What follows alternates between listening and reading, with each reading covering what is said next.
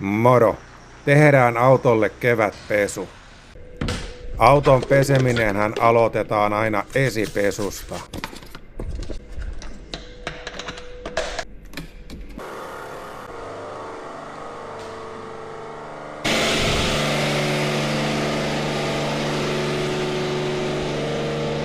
Seuraavaksi tiskataan vanteet. Ja pestään alustasta talven suolat pois. Sitten varsinainen pesu autosamppoolla.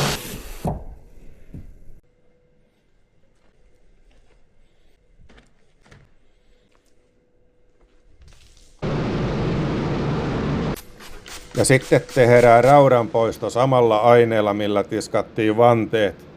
Ja kuten näkyy, melko paljon on rautaa kertynyt. Tässä näkyy vielä mustia täpliä, niihin tehoaa pienpoistoaine.